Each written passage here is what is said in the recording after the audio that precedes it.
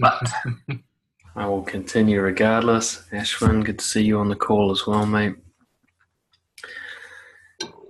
And yeah, appreciate you guys waiting and hanging about, and here we are. Just bring up everything there. Of course, same as usual, we've got the group chat on the side. I'll just mute everyone to get started.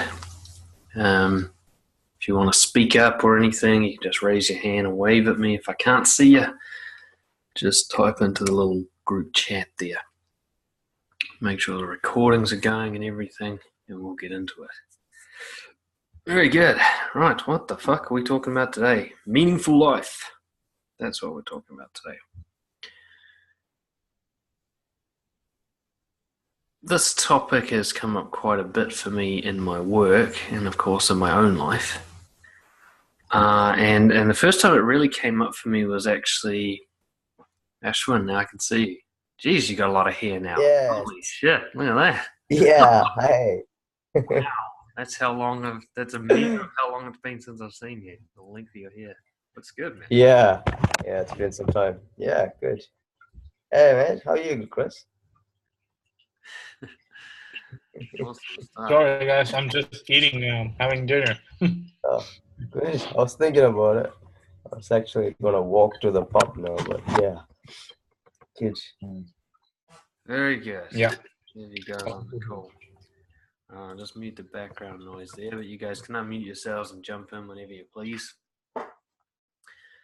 What was I saying? Yeah, I went to an acceptance and commitment therapy workshop a few years back. And the guy there, it was the first time I'd heard someone challenge the idea of happiness. I had never really cared that much about the concept of happiness, but when you work in the self-development industry, you hear that word all the time. Pursuit of happiness being in the American Constitution, and there's this kind of idea, especially there's a movement in the 80s about positivity and happiness. There's even a whole school of psychology called positive psychology.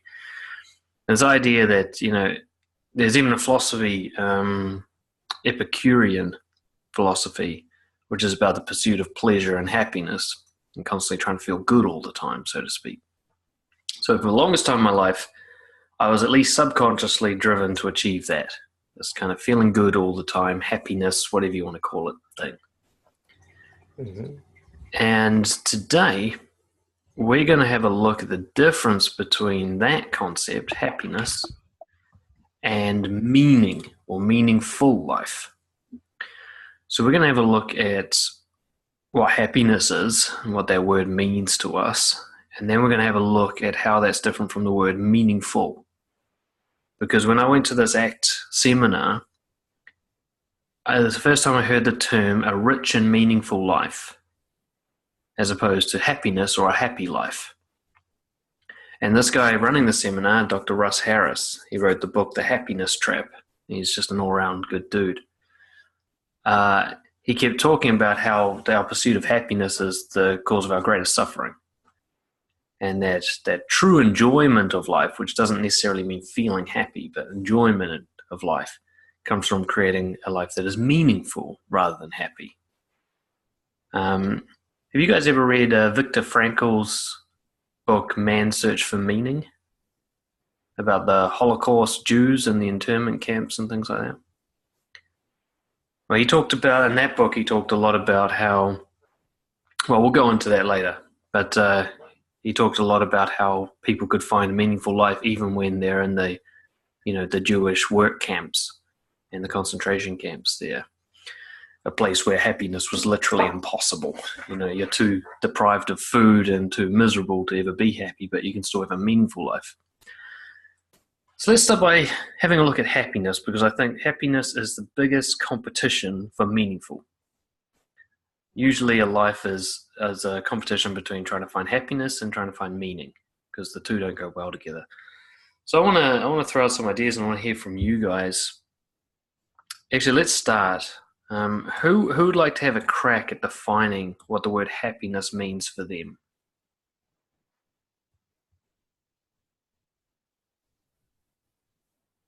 Just wave at me or unmute yourselves. All right, both go. Okay, I'll give it a go. All right, Chris, go ahead. Yeah, I mean, for me, very simple. Happiness is a temporary feeling. Meaning is something that lasts longer. It's deeper. It has a more profound impact in people. It's moving. Happiness is just temporary. Meaning can last for a long time, and it's deeper. That's your current definition. If I was to ask you 5 years ago what happiness meant, what would you have told me?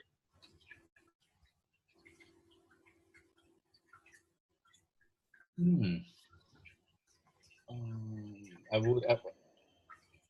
was probably trying to avoid unhappiness. Yeah, Interesting. 5 years ago. Yeah.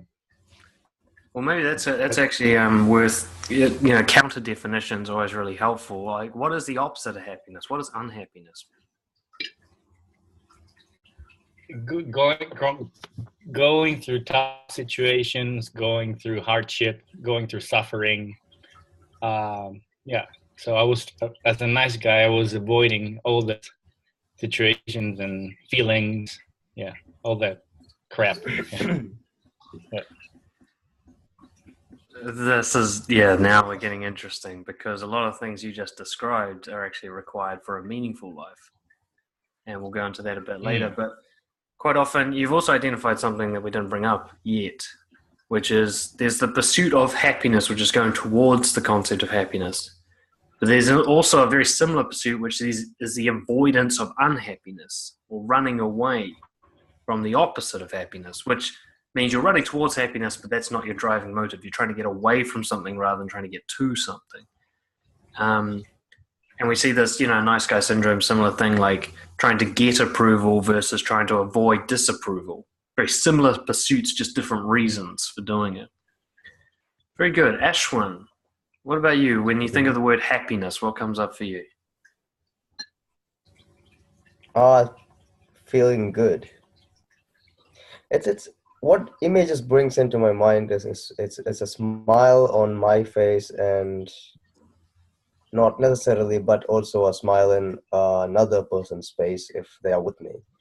That's what happiness brings into my mind in as an image. But yeah, I mean, a place where I feel content about what I'm doing, and I'm okay with what's happening, and it's life ain't too shitty, but it ain't too good either. But it's just like, I don't know, a mellow place where you're just yourself, but it's rarely happening.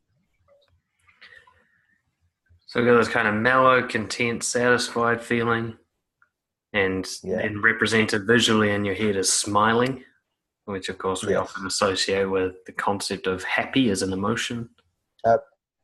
Yeah.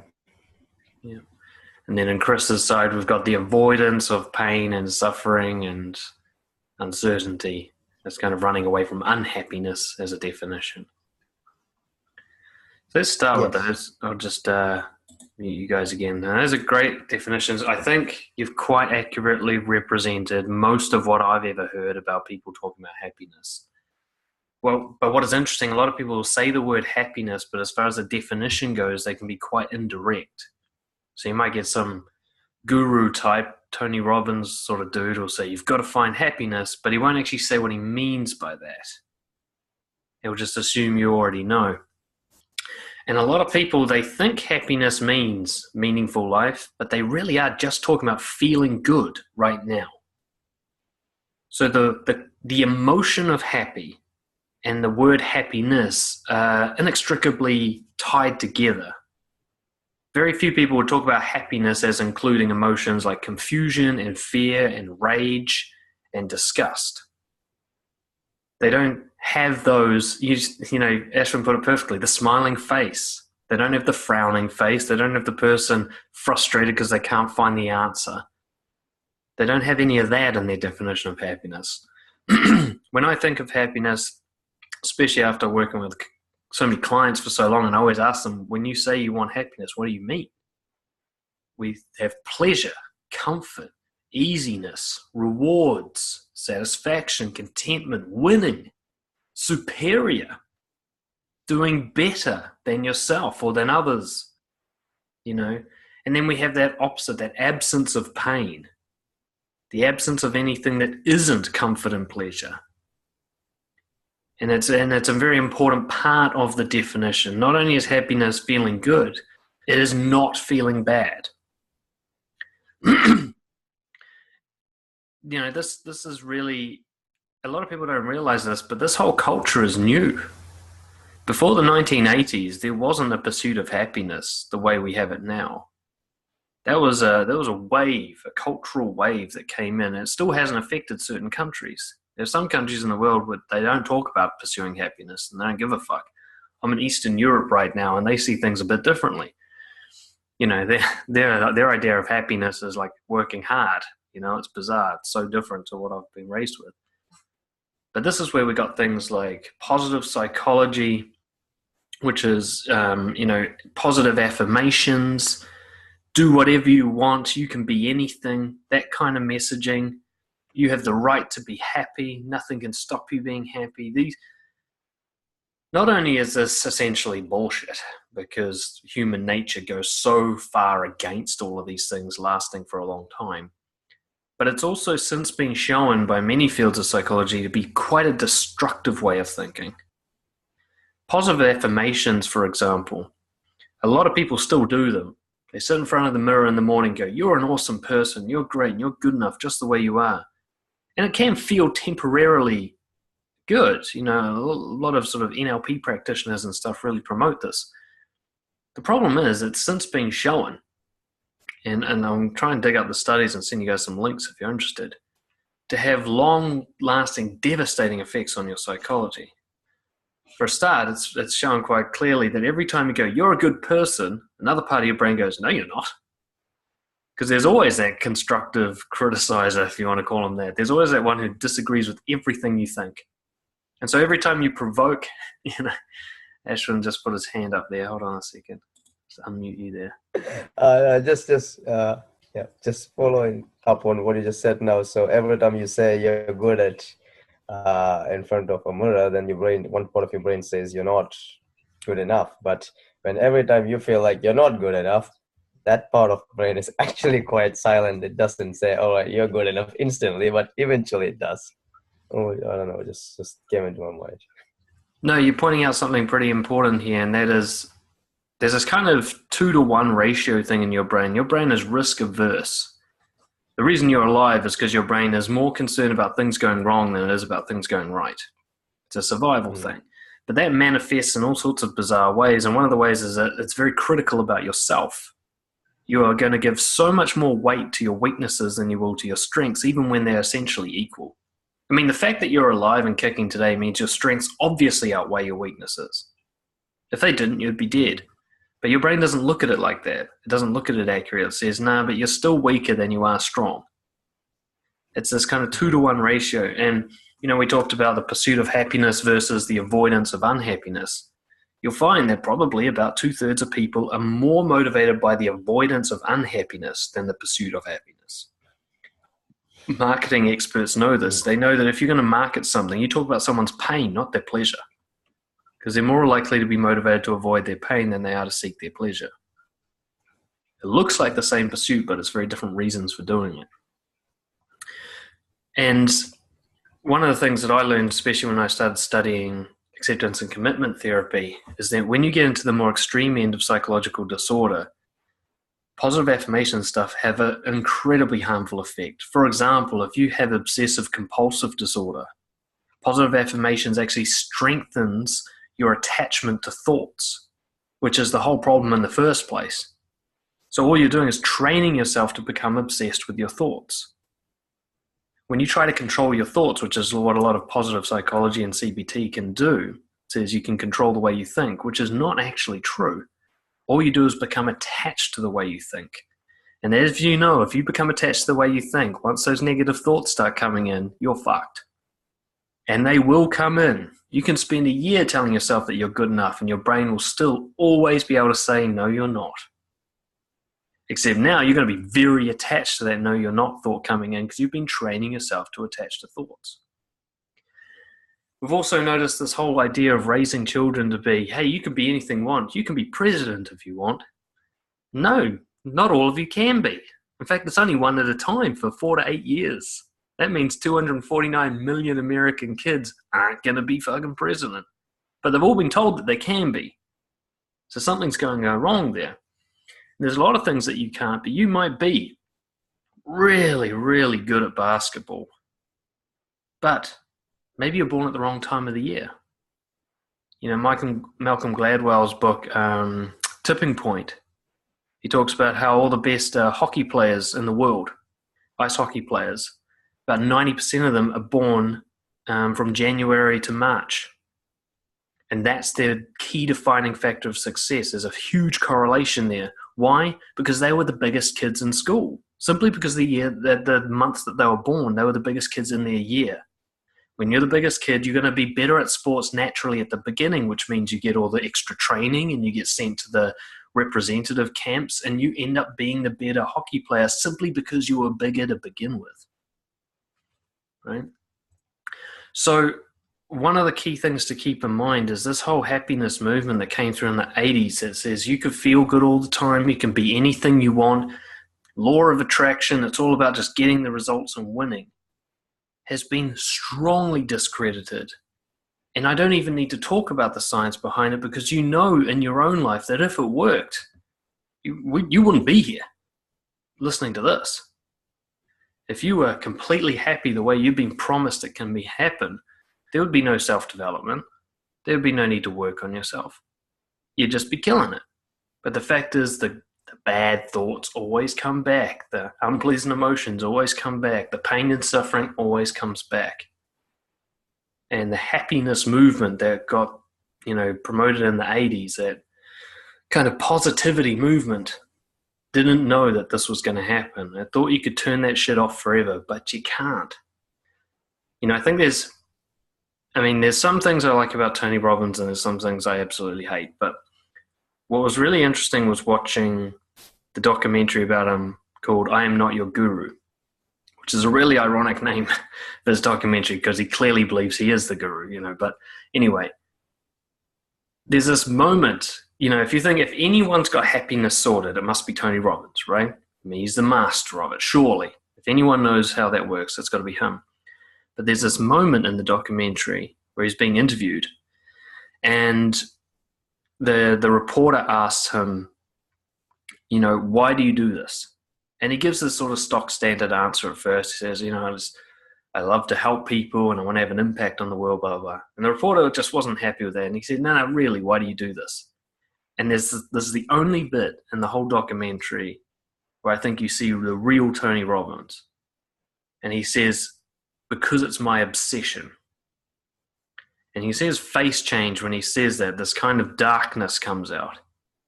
And I was like, that's why he does it. He doesn't do it for pleasure. He does it from pain.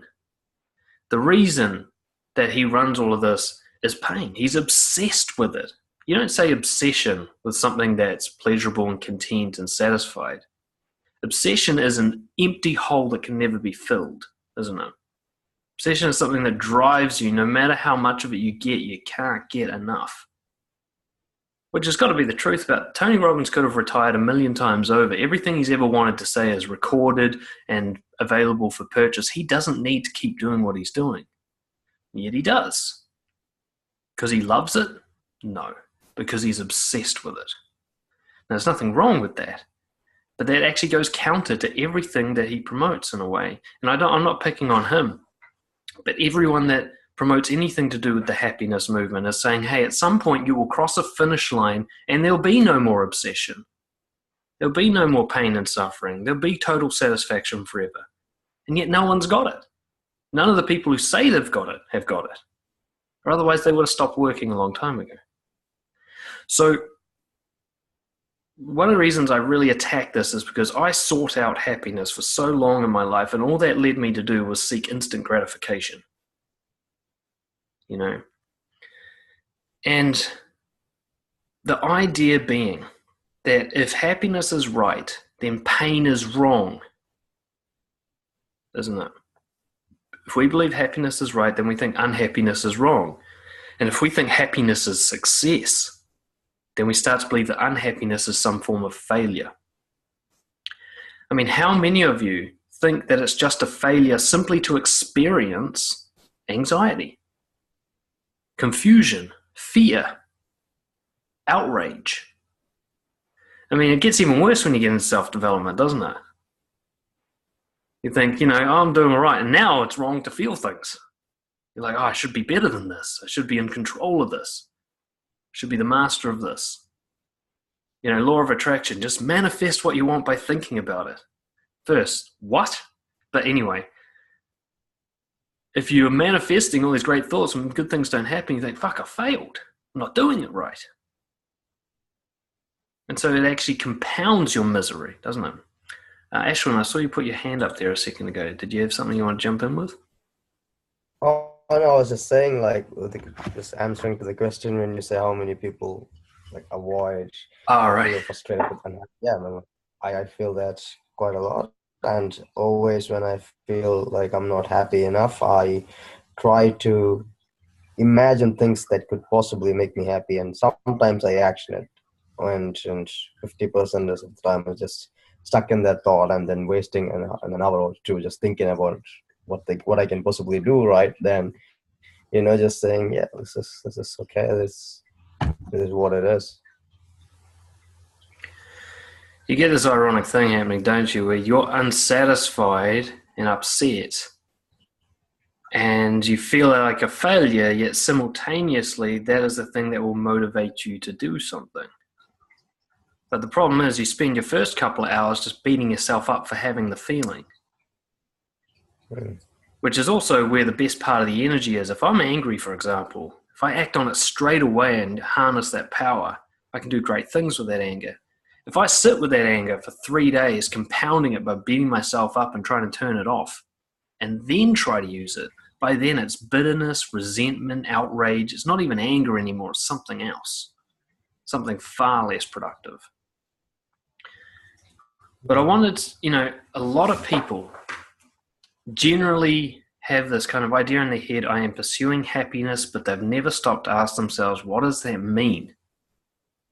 What is the thing I'm chasing, and what are the effects of that chase?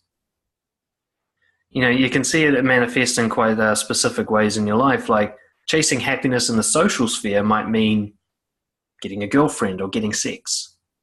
That's how the word happiness is sort of turned into a practical thing.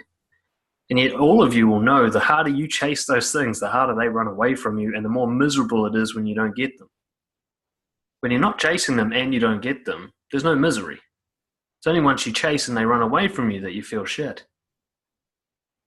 So this idea that unhappiness is wrong will create a behavior to try and correct that unhappiness, and what you guys will have noticed in your life is that those behaviors generally tend to make the misery worse rather than better in the longer term. Trying to solve a problem is different than trying to solve an emotional state. Trying to solve a source of pain in my life, trying to change my job because it's shit, is different than trying to change the anger I have about my shit job. When I'm pursuing happiness, I will punish myself for any emotion that does not line up with that definition.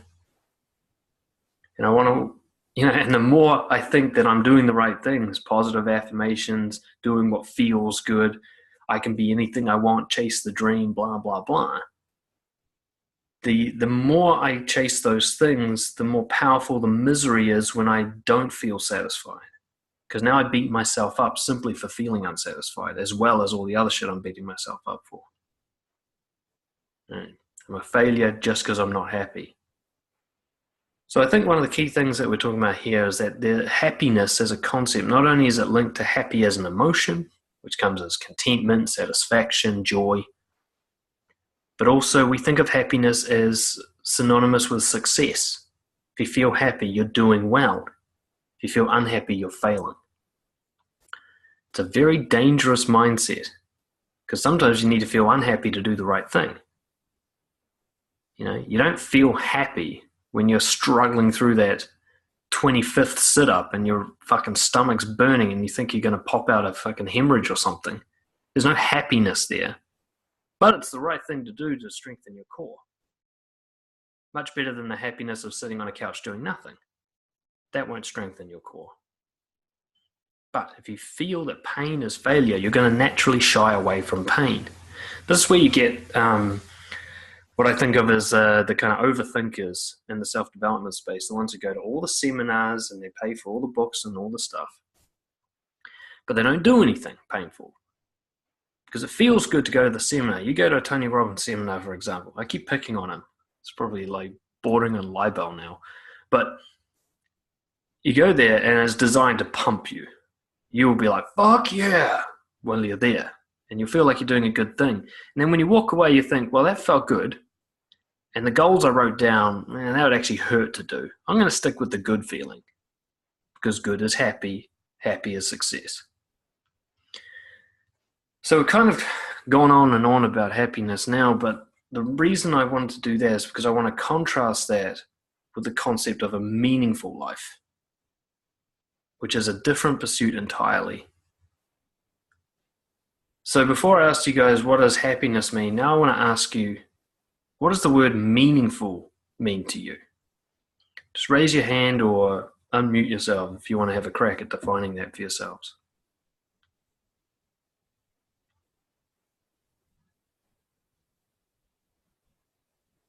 Ashwin, I'll just unmute you there.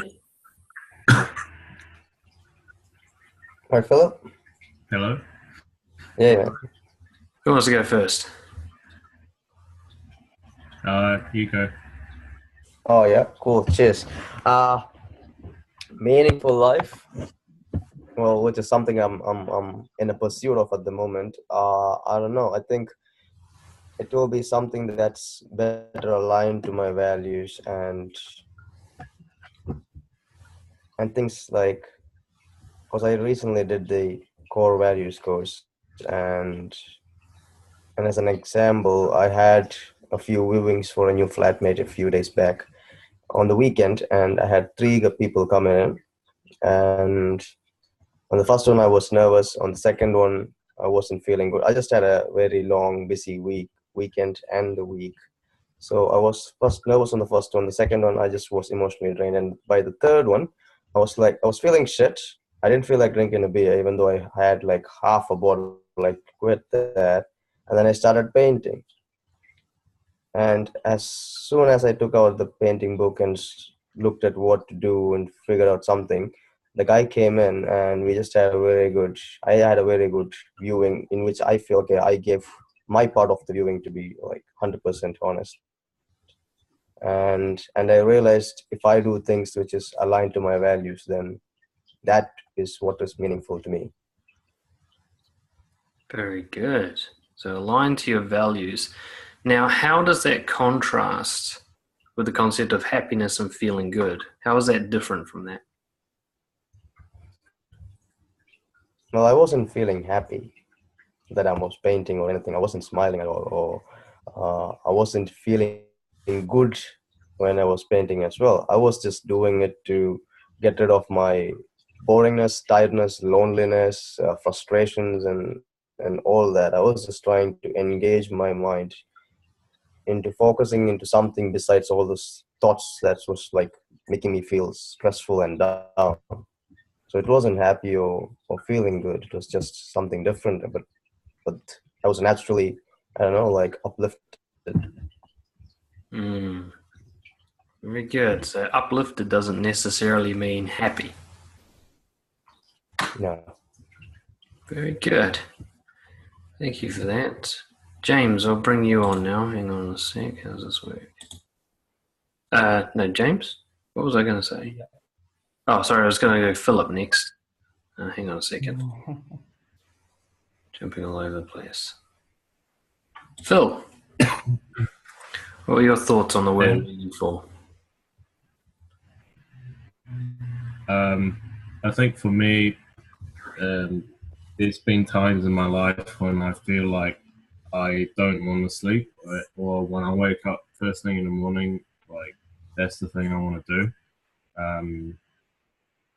but it's sort of it's curtailed or sort of hindered by uni, which is what I don't want to do. But I'm so close to finishing, so yeah, I guess for me it's just about stuff that makes me feel like I'm forgetting everything else, and I'm just so focused on it.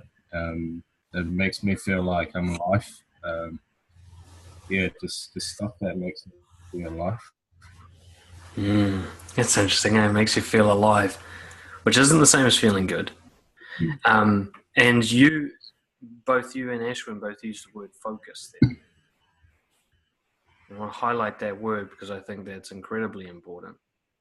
The pursuit of happiness is often a focus away from something that feels painful. So it's usually taking your focus away from things that aren't good, so to speak. But being meaningful might be just simply an idea of where you're focusing. And I love that idea. You're so focused on something that you don't even realize what else is going on. Time stands still. You're so alive that, I think I use this definition in my book, Nothing to Lose. The answer to what meaningful life is whenever you're doing something and it's so engaging that you don't even think to ask the question, what's the meaning of life? Where the absence of that question is the answer. I remember I've talked to a few people actually, so it's probably an aggregate of people in my head with this memory. Talking to someone about surfing. And like when they're on the top of a wave, some surfers are just obsessed with surfing, even when they suck at it. Have you ever noticed that? Where people like do nothing but talk about surfing all the time. And then you go to watch them, and you're just like, oh my God, you can't even stand up. I thought you were like a master surfer. Like, what the fuck? But there's something about being on a wave and having that wave contain all of your attention. You need to focus every single inch of your attention on surfing the wave. That there's a kind of bliss in that. Even if it's painful, even if you get dumped and rolled under the waves and dragged across the coral, they'll go back again and again for that feeling of being at the top of the wave. So it's interesting, you feel that competition with uni, something you're obliged to finish. Obviously, you're not getting that kind of engagement with the university, but there's other tasks where you feel it. I think it's more the implication, like, so the thing that I'm very, I wouldn't say passionate, but the thing that I like about is property investment, and I've been sort of going to a lot of seminars about it, and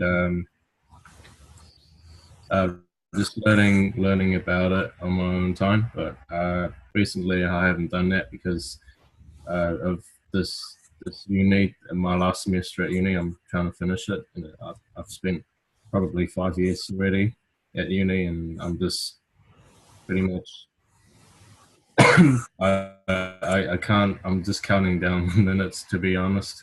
I don't believe in the education system at uni. For me, like, property investment represents financial freedom, which represents the freedom for me to do what I really want to do, which is travel and help out my friends and family and all these other things. So yeah, which is why when I learn about these things, I keep that in the back of my mind, and I guess it's more what it represents to me. I guess it's freedom. So that's one thing.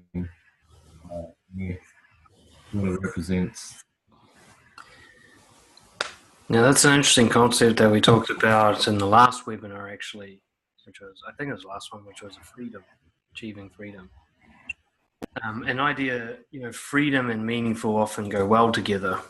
The concept of freedom and a meaningful life. But freedom comes at a cost. And we'll talk about that in a minute, but freedom's not free, so to speak. There's a lot of not good feelings you have to go through to create freedom. Quite often, and most importantly, the act of taking responsibility for something. It's quite often a painful thing to do, but that's where freedom comes from. And yet if you're pursuing happiness, you're kind of trapped because you can't go near anything that feels bad. And achieving freedom will require you to do things that feel bad, or so to speak anyway. Hopefully we can let go of the good and bad thing over time. Very good. James, did you have something you wanted to chuck in there as well? Where are you? There. Yeah. I like some of the things that the other two have said.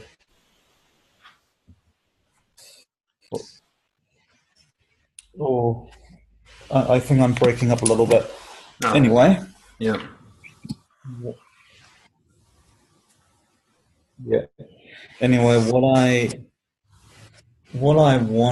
was on my mind when you guys were talking is that when something's really worth doing, that shitty part, you simply learn to manage that, or it kind of just disappears. At least for me, that with my dance hobby, the parts of it that I was really scared of, that was really uncomfortable for me at first, it kind of just went away little by little over time. Yeah. Worthwhile, that's an important word, isn't it? So it's weird because it's a word that doesn't often really come up with happiness, worthwhile. And you'd think it would, but whenever I ask people about happiness, the word worthy and worthwhile doesn't come up very much. And I think it's because of the implication that James just pointed out, is that if something's worthwhile, there's almost always pain involved. And that's why that word doesn't come up much in terms of the pursuit of happiness, because there's no pain involved in the pursuit of happiness. There's no room for that. So what is meaningful? Well, we've heard a lot of words, and I want to add some of my own. Important, which is a word you can use to describe something you're focused on strongly. The more something it takes your attention, the more important it is. Powerful is another word that you can assign with meaningful. Something, the word empower is used so much in the self-development industry that it's lost all meaning, but the sense of feeling powerful, like there is a power in you, that you can do shit, that you can move things, that what you're doing has meaning. Worthwhile, earned. Happiness comes with this idea that you should be able to get it for free. You can be anything you want, they say. They don't say you can work fucking hard and maybe you'll occasionally do well, which is more the truth. They don't say that work fucking hard bit, the earn it part. I've never had anything worthwhile in my life that wasn't earned. A lot of people think that they'd love to win the lottery and get all the stuff for free. But the truth is, and this has been heavily documented, when people actually win the lottery, they waste all their money because they haven't earned it. They don't understand it. It isn't worthwhile to them. They throw it away like it's nothing. Whereas a millionaire who built himself up from poverty will know how to take care of that $1 million. He earned it. It was worthwhile.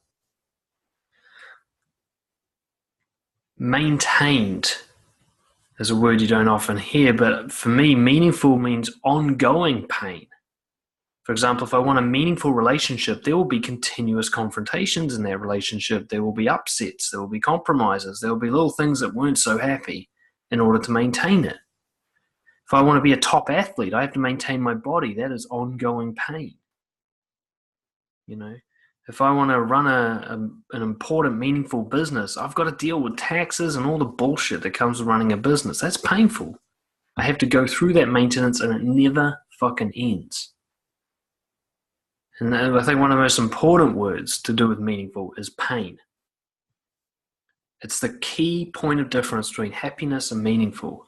Happiness has no allowance for pain, whereas meaningful expects it. If you want something to be meaningful, it will hurt. In fact, it's meaningful because it hurts. It hurt to get there. Even just having an insight that's meaningful hurts. And if any of you have ever read No More Mr. Nice Guy, one of those books, where as you're reading it, you're just like, ouch, fuck, that's me. And it hurts to read it. It hurts to come to the realization that you can be described in this way. But you keep reading. Oh, we have a baby. Busy? That was cute. And they're gone. We already had other words, relevant. Happiness is kind of anything that feels good is good enough. Whereas meaningful is like, this has to be relevant to me. It's along the lines of important. This has to be something special to me for it to be meaningful. Not the same things that are meaningful to James might not be meaningful to me. Whereas happiness is often like everything is the same. Money means the same to everything. Fame means the same to everything. Having an impact on the world. Everybody's expected to pursue the same shit when it comes to happiness. But meaningful could be very different things. Like Mark Manson talks about in his book, Subtle Art of Not Giving a Fuck. For him, he says meaningful might be just working on your golf swing on a Sunday. That might be a meaningful life for you. You might not have an impact on the world. You might not be a big mover and shaker. It doesn't matter. You don't need to be. It's what you lose your focus in, what you become so engaged in that nothing else matters. And that might be something that's not important to anyone, not relevant to anyone else but you. For me, the most important word that goes with meaningful is along what lines of what Ashwin was saying, integrity, which is the word I use to describe someone who consistently lives by their values. So ultimately becoming a meaningful person. If you are your life and you make yourself meaningful, and I don't mean in a narcissistic way, but I mean important, powerful, worthwhile, earned, maintenance of pain through integrity, then your life will, by default, will be meaningful. If it's meaningful to be you, then life is meaningful. You know, I went through a period, and some of you guys might have as well, of like existential dread, as they call it. When you get to this point, you go, fuck, life has no point. It's kind of like if you get too deep into philosophy, that's usually where you end up at some point. You start reading some Nietzsche or something, Descartes, and then you're just like, holy shit, nothing has a point. There is no reason. We're not going anywhere. Oh my God. And you start panicking. There's a way through that, and that's when you go to the point like, well, actually, I get to decide what the point is. I get to choose that. Meaning of life isn't something I find, it's something I create. I can decide whether or not my life's meaningful. I've got all the tools, focus, importance, values, they're all there with me. I can use those tools or not. You know, even the people who are the most like, oh my God, life has no point, you know, the kind of philosophy of pessimism and stuff. If you guys have ever gotten into that, where they talk about how having a consciousness is a evolutionary mistake, a kind of pointless suffering, all that kind of stuff. It's going, well, maybe not, because we've got the tools to make it meaningful. You can take someone who totally believes that, oh my God, there's no point to life, it's all a big mistake, but you put them on top of a wave on a surfboard and they forget all that for a second, don't they? Because it turns out you can create meaning in a life. It's just not something you'll find. Happiness is the idea that you'll find it. You just look under enough rocks, there it is. You tell yourself enough positive things and you bathe in positive emotions long enough, you'll feel like life is good. But maybe meaning isn't something you go and find, it's something you create, and you've got the tools to create it. I mentioned before Viktor Frankl's book, Man's Search for Meaning. I highly recommend you read it. It's one of those kind of top 10 high impact books in the world, you know, just up there with like 1984 and those kind of books. But, you know, he was a guy, he was in one of the Jewish camps. I think he was in Auschwitz.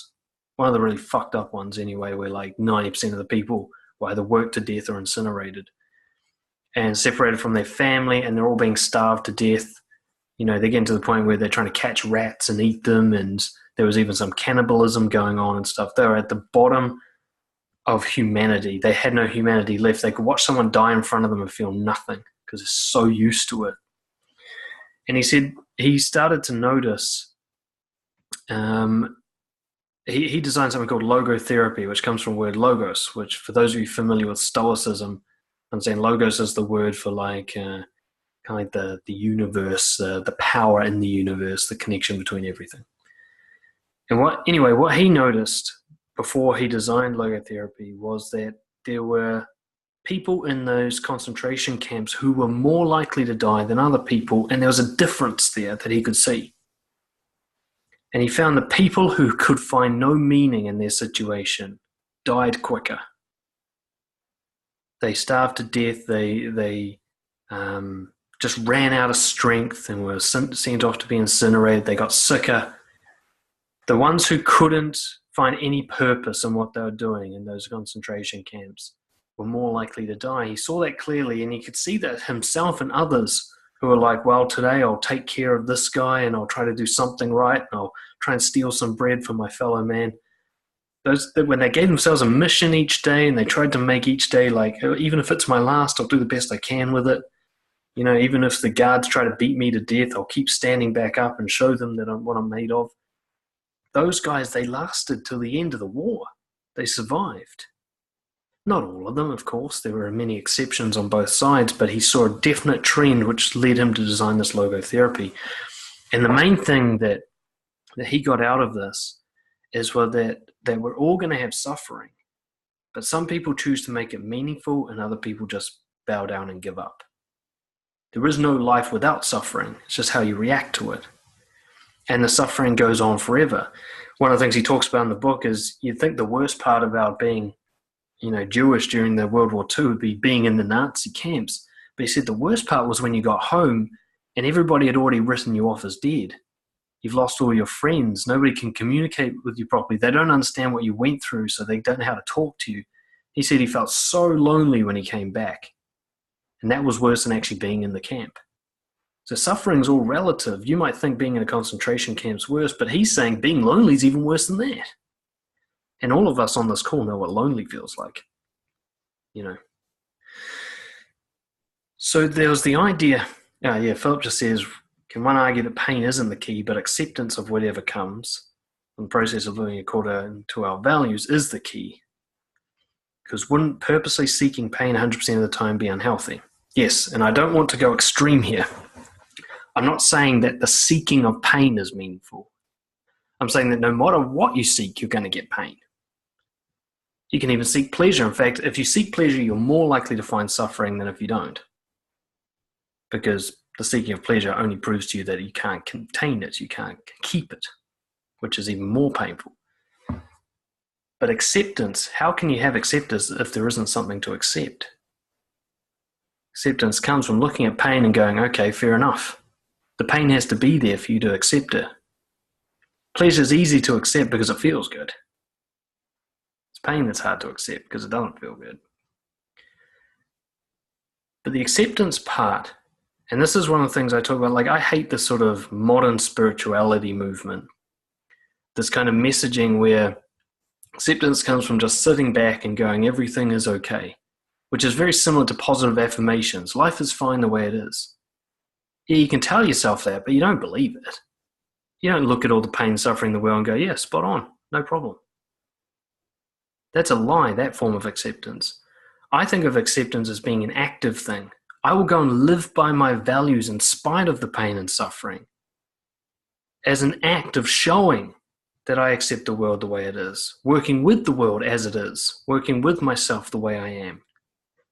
Acceptance isn't sitting on a couch meditating. Acceptance is going out and being honest in spite of the consequences that will bring up.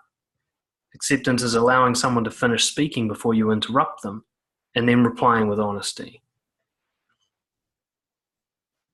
When it comes to being meaningful, one of the things Viktor Frankl kind of talked about was that in the concentration camp, you just can't win. There's no winning in a concentration camp when you're Jew. Doesn't matter how well you perform or whatever, you always are a loser at the end of that day. So winning's off the table. There is no winning. You will always be starving and beaten by the end of the day, no matter what you do. So if you're going to get any sense of accomplishment, it can't come from winning. It's certainly not going to come from happiness. You're not going to have happiness in those camps. You can't even feel emotion properly when you're that degraded. But you can get a sense of accomplishment in doing something. Going out and working barefoot in the snow while getting beaten half to death. There's no winning in that situation. But the dignity with which you do it, the self-respect that you maintain for yourself, the cunning that you use to preserve your life one more day, that can be a sense of accomplishment, even though you don't really win. Bringing this to real life, a lot of, I'll speak directly to the Brojo guys here. When it comes to dating and romance, this is where I see this battle at its worst. They think, I'm going to get happiness from dating and romance when I get the girl. That's the pursuit of happiness. The pursuit of meaning is, I don't care how bad she rejects me, I'm going to have the courage to say it anyway. Even when she rejects me, there's a sense of accomplishment, though there's no win. That's a pursuit of meaning, where I want to be proud of the way I maintained myself.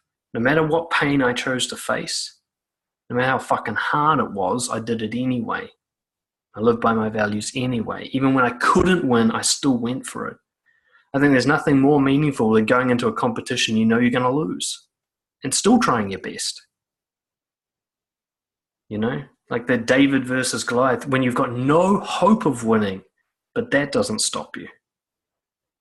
That's meaningful. When you only do it when you think you can win, that's the pursuit of happiness. There's no meaning in that. You don't even know why you're doing it other than to win. Meaningful means a sense of pride in your behavior outranks feeling good. So James just raised, did you raise your hand there, James? Or you're scratching? No, you're just scratching, okay. I want to say that again because this has been probably the biggest discovery in my entire life. It took me a long time to make sense of this. Being proud of your behavior, being impressed by what you did, outranking feeling good, feeling happy, feeling satisfied, feeling content, feeling anything in particular. I can remember particularly like the first time I went up and spoke to a girl and I knew it wasn't going to go well. I knew it. I knew the way I was set up that even if she responded positively to the first thing I said, I had no tools to continue that. This was going to end badly one way or the other. It was never going to last, but I still did it. I did it where the loss was guaranteed in terms of measurement of happiness. I was not going to feel happy doing this, and I was not going to win. What I really didn't expect was afterwards how I felt. I felt so good about being me after that experience. I was so proud of me. I got a sense like I imagine a father gets when he watches his son like fall down and get up and try again. It's like, that's my boy. That feeling. But what was interesting is it wasn't really the action that gave me that feeling. It was my mindset about the action. Because I've had plenty of other times where I've gone up and gotten rejected by a girl and I felt miserable by it. But my mindset was different. The second time I was trying to find happiness and I failed. And it's the failure that I notice. But when my mindset is, I'm going to live with integrity, I can't fail. There is no failure. There is no win or loss. There's just the thrill of being in the moment. And it is thrilling and engaging to walk up to someone when you're fucking panicking about how it's going to go. You're very alive in that moment. Much more alive than you've been the rest of that day. It's the same thing like the reason that I'm a coach right now and I run this business. I've had 90% losses when it comes to everything that I've tried. I have about a 9 out of a 10 failure rate when it comes to this business. And what I mean by failure is things going perfectly or going the way I want them to as a win, feeling happy about things as a win, all that success kind of measured along with happiness. 9 out of 10 times I do not achieve that when I go for something in this business. But also 9 out of 10 times I'm proud of the way I behaved, which is different. The main difference between happiness and meaning is that pain is welcomed. I don't seek pain like what Philip was asking before. I'm not masochistic. I'm not like, what will hurt me? I ask myself, what is right to do? And as a consequence, what pain will I have to endure to do that right thing? Because there's almost always some. Sometimes you get lucky where the right thing to do is also pleasurable. But that's nowhere near the percentage that the happiness movement promises. Most of the time, it doesn't feel that good at first. Question here from Phil. This is what I've been struggling with lately. The anger, hopelessness, and seeing that I'm going to lose anyway. Because girls I like don't go for guys like me. Why should I put myself in that situation? Like, why not say just fuck it and try to become rich? So I can level the playing field. Not that that's the primary reason. That's where my mentality is currently at. Yeah, I know being in that mentality, definitely. And this is what we're talking about today is directly relevant to that mentality. So what we can see is that whether it's conscious or subconscious, when you go to, say, talk to a girl, for you, the success-failure definition is about how they react to you. If they like you, success. If they don't, failure. That is a happiness pursuit mindset. If I end up feeling happy after this, I've won. If I end up feeling sad or rejected, I've lost. And in that pursuit, there's no matter how good you are with women, how rich you get, nothing will ever level that playing field, because no matter what guy you are, there'll always be someone who doesn't like you. Always. Right? Even Brad Pitt gets rejected. Guaranteed. It happens. And this is where the pursuit of happiness, this is where the real danger in it is it requires, in order for the pursuit of happiness to finally win, it requires no chance of a loss. But there's no situation where there's no chance of a loss, ever. And the trouble is, the more happiness you kind of build up, the bigger the fall. If I'm content and satisfied and everything's going well, and I realize that, and I need that to be the way that life goes for me, then when I get hit by a car or I get a chronic illness or one of my parents dies, I'm devastated. Not devastated because it happened, devastated because my big happiness dream just got knocked down. I get extra hurt because of the loss. Whereas somebody working in the meaningful mindset is like, of course I'm going to lose eventually. That's fucking guaranteed. That even when I'm cruising, something's going to fuck this up. It's only a matter of time. I can have everything under control, but life doesn't allow that to happen for very long. The thing called entropy.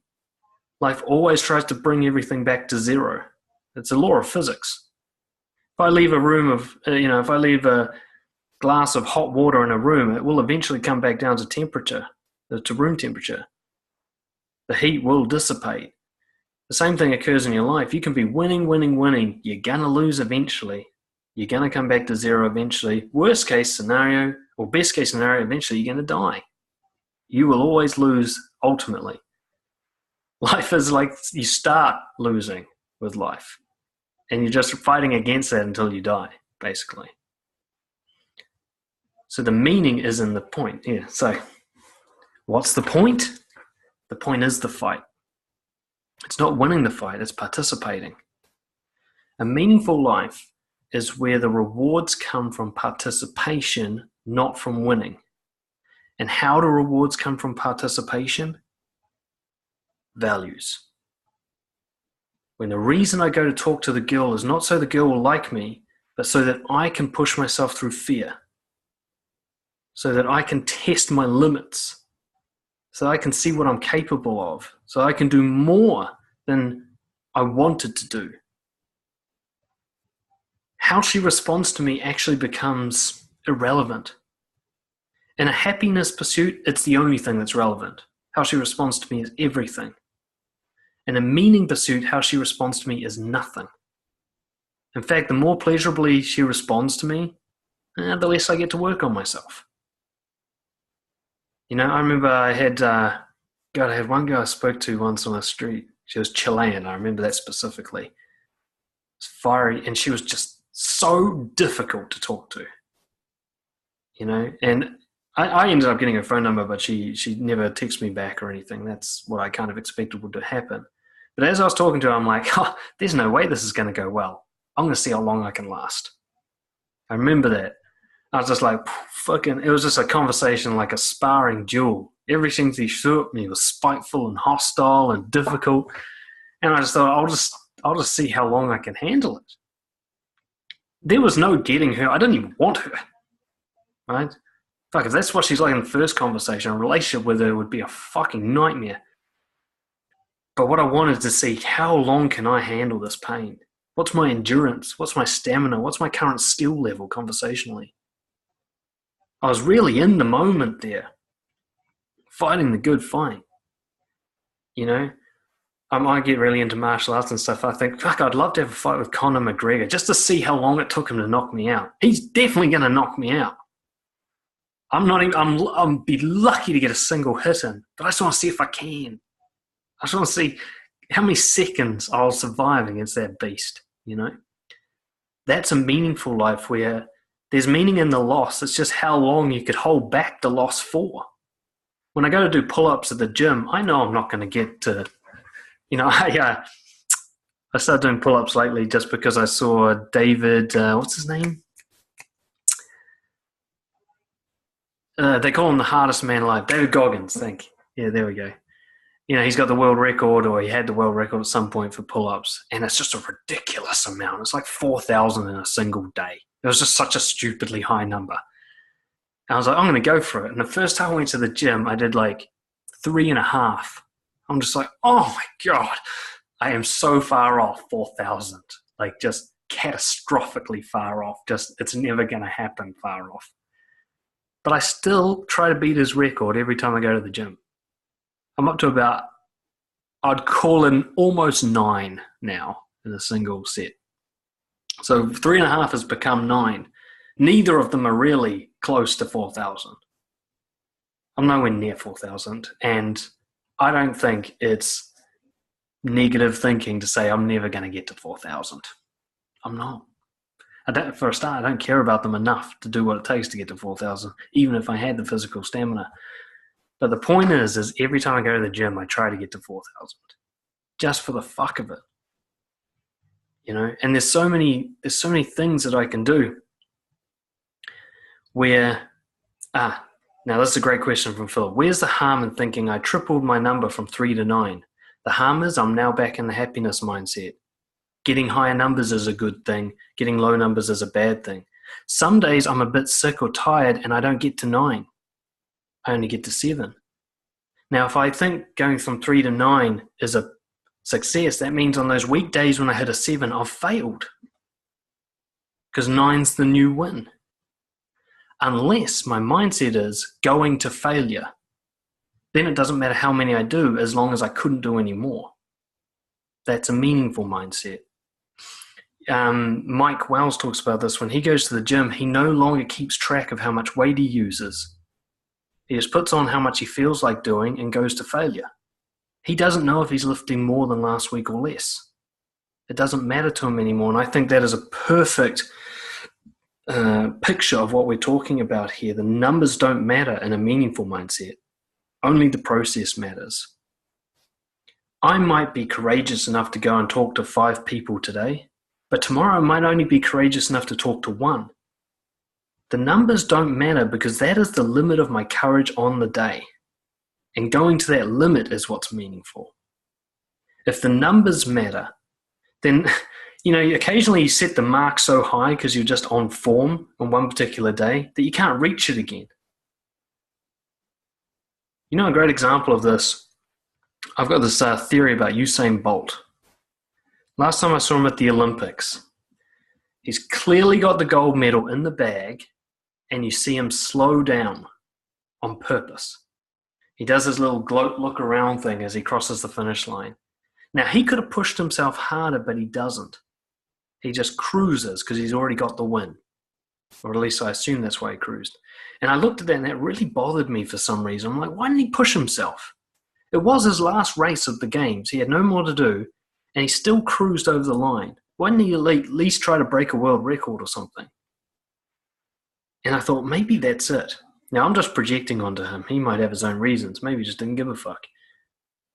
But here he is. He could have pushed and probably broken his own world record, which is the only record that now exists, But he didn't. And I think it's because part of him didn't want to set the bar so high that he couldn't do it again. And I think that's a happiness mindset. For him, winning's important, so he doesn't want to sabotage a future win. He doesn't want to set a record that's too hard to ever beat. Whereas a meaningful mindset would be like, I always want to set a record that it can't be broken by myself. Even if I can't get anywhere near it today, that will be my record for the day. This will sound bizarre if you're really stuck in the happiness mindset, if you've been trained to think that winning and results and feeling good is all that matters. And you have all been trained. We have all been trained. If you've been to public school system anywhere in the fucking world, you've been trained in the happiness mindset. You've been trained to win and achieve and to feel good because of that and to feel bad every time you didn't achieve or win. Of course, you keep resetting the number. 3 becomes 9. Once upon a time, 3 was a win, but now it's 9? Why did that change? Simply because you got there? And yet that's the problem with this system. Whatever you win becomes the next bar. You think now, if you're a broke student, you think $1 million is ultimate satisfaction of money. Like, fuck yeah, what I could do with $1 million. Wait till you get there. Because as soon as you cross that line, you'll have about a 1 week of feeling good, and then you'll be like, maybe I should go for 2 million. Guaranteed, every single millionaire, I know quite a few millionaires now. I'm not one of them, but I know quite a few. And every single one of them said $1 million was so important to me until I got it. And then all of a sudden, 10 million was important. Since when was 10 million important? Have you ever thought more about 10 million than 1 million? No. But once you get to 1 million, you will. The brain can never be satisfied, ever, and wins. I know guys who once couldn't talk to women, couldn't even start a conversation with one, and now sleep with about 4 or 5 different women per week. Still not satisfied. Because they can't be. You can't be satisfied with the happiness mindset. It is an empty hole that cannot be filled. No matter how good you feel, you're always going to feel bad later. No matter how much you win, the next horizon is the next win, and that your current win becomes a loss. See, looking at that 3 to 9 thing with my pull-ups, if I went and did 3 now, and that was the most I could do, in the happiness mindset, I've failed miserably. And yet that was once a win for me. Is it a win or is it a loss? How can it be both? Because the happiness mindset always sets the bar beyond permanent happiness. Whereas meaningful, where all that matters is no matter how many pull-ups I do, it hurt to do it. I went beyond what I thought I could do, or tried to at least, on that day, in that moment, with the way I was. That's meaningful. And I can have that whenever I want. I get it sometimes with these calls, for example. Every now and then I do a webinar and nobody shows up. And I could say, well, last time I had 10 people, and this time I've only got 3. That's a loss. Rather than, did I speak my mind when I was here? Did I engage meaningfully with people?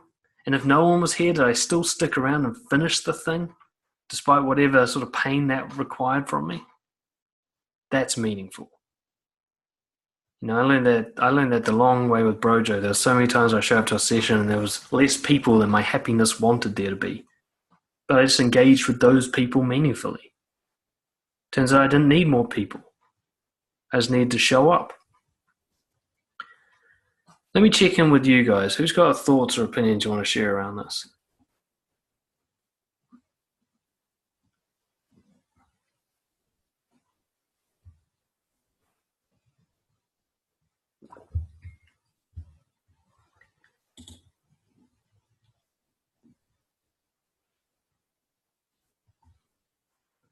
Deep in thought. Well, you can type things in the chat box if you need to. But I'll carry on. There's a couple of questions I've got for you guys. Who here has been told that they have to find their purpose?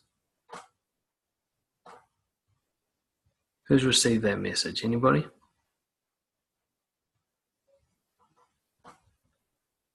No? I got that so much when I was working in self-development. Got to find your purpose. Trouble is the word purpose, ending with the E there, is more in the happiness mindset. The purpose is a state that you'll get to, a permanent bliss, contentment, satisfaction. As opposed to purposeful. which is what you're doing right now having purpose, which is different to finding a purpose. Yeah, James says, only from society, not from anyone personally close to me. Well, if anyone's told you that you have to go to university and get a career, they've been telling you that you need a purpose. Anyone has told you you have to get into a relationship and have kids, they've been telling you to have a purpose. They've been telling you you've got to tick some boxes for your life to be worthwhile. And you'll be allowed to feel good about yourself once those boxes are ticked, but not a moment before. Till those boxes are ticked, you're an abject failure. That's the messaging we get about purpose. One of the most common fucked up beliefs in the world is that it's better to be in a relationship than it is to be single. The idea that while you're single, you're in a state of failure, and once you get into a relationship, you're in a state of success. Even if the relationship is abusive and disconnected, you're still winning compared to a single person. That's a societal view, almost globally, no matter what culture you go to. The single person is lower ranking than the person in a relationship. Why?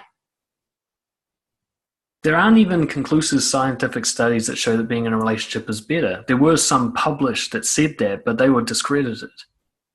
What's been found actually is it depends on who you are. Depends on the relationship. If you're in a shit relationship, it's better to be single. If you're lonely when you're single, it's better to be in a relationship. But if you're happy when you're single, it's better to be single. If you're satisfied with your life when you're single, if you're somebody who can find meaning without a partner, then you don't need one. And if you're someone who can't find meaning without one, then having one's probably not going to help much either.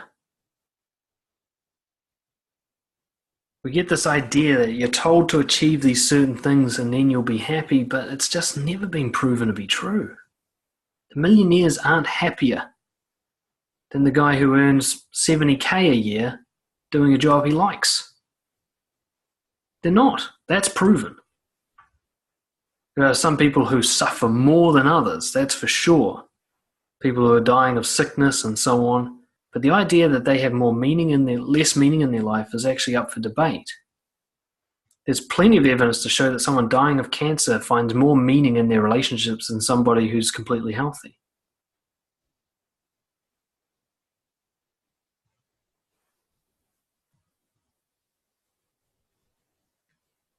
I want you guys to think about what you pursue and how you pursue it.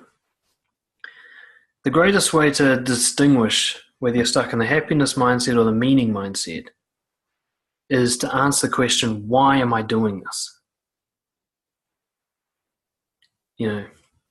Phil, you actually brought up a great example before, one that I think is worth investigating. You said you're really into property investment.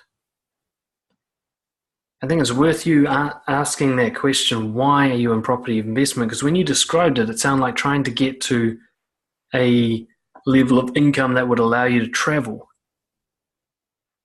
But you can travel on like $50 a week if you're smart. You don't need property investment to travel.